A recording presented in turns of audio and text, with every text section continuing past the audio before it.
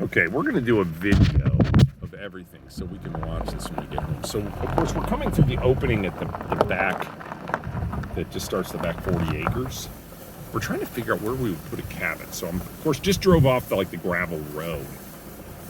And, you know, I keep wondering about behind the pond, maybe like here.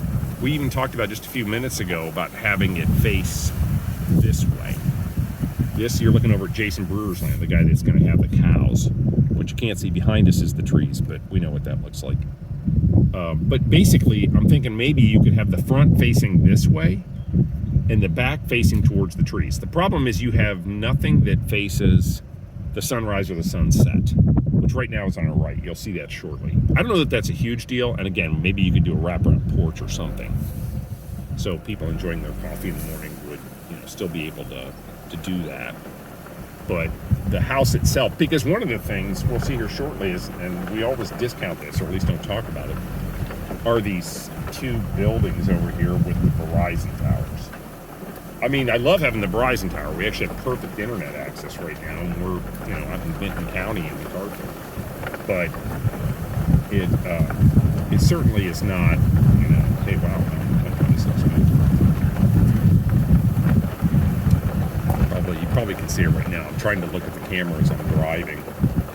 We're driving by the pond.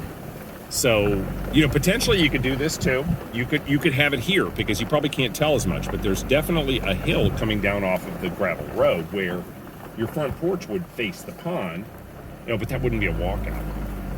The walkout really has to be the basement. Well, it doesn't have to be, but generally it's on the back of the house. So actually that's the opposite of what you would want.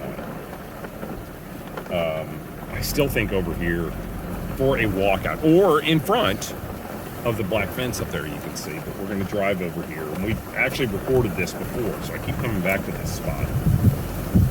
I don't know what it would be like is the only thing. Like, how close is the top of this hill? Yeah, see, you go down pretty fast. So you could, another thing you could do is over here, you could, I don't know what these bugs are on here. You could have it here, because this goes down. You could have it right here, where this is where the basement is, looking towards these trees. That's actually an option. And, the front is facing east, really kind of southeast. Here, I'll back up and you can see where it would be facing. It would kind of be facing that way. So you can see the pond here. You're kind of looking off into, country. It really is nice. That'd be a beautiful view. I mean, that's actually an option I didn't have a really good picture for it. I kept thinking, so your front porch just kind of looks out over. I actually think that's not bad. What do you think? I think we stumbled onto something. Yeah, I didn't think about that hill. Maybe we could see that on our other video from a couple of months ago when the grass was shorter. Right. Jason, the guy that owns the land we're looking at right now, he's going to put cows on it at some point. He still hasn't, and he also hasn't cut ours. The deal was he was going to cut it twice a year for us. But I'm starting to wonder if the rate increase is not affecting his finances because, he's on the land. This is the second full year, and he still doesn't have cattle on it. He put a fence up last year. We actually paid him for half of it, which I'm still okay with conceptually. I know for whoever watches this in 50 years, that sounds odd that he's going to put cattle on our land and we paid for half the fence. But it's actually fairly expensive to take care of land. So everything you can see over there with that fence, just at the base of that hill past the pond, you probably can see it, hopefully. That's the start of the back 40 acres we purchased, or maybe almost 41, I can't remember. But regardless, we weren't going to cut it. It's just too much. So his cattle would have basically taken care of that. And I just didn't mind. I don't know. We weren't going to do anything with the land, and again, it would take care of the land. And to cut 40 acres, my goodness, I can't even imagine what somebody would charge you. I literally couldn't guess. $1,000, $2,000? I don't know. You do that a couple times a year, you're into some real money. And I think we paid him $5 for the fence.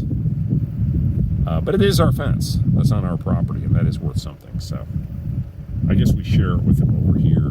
There's a spot where our land, we split. Matter of fact, that stand of trees you're looking at right there, we cut it basically in half. That big chunk right probably in the middle of this video. We own about half that, he owns the other half.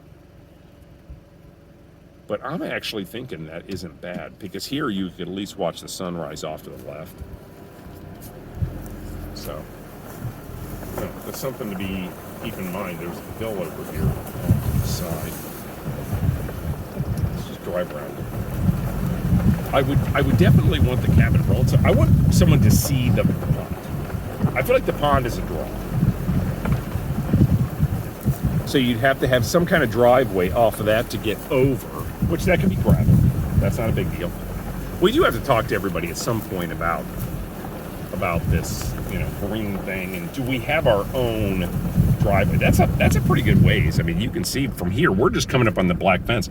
I think it's not, it might be a quarter of a mile from the road to back there at that fence I was showing you. I think that's a quarter of a mile. I mean, that's a long way. That would be very expensive even to do a gravel.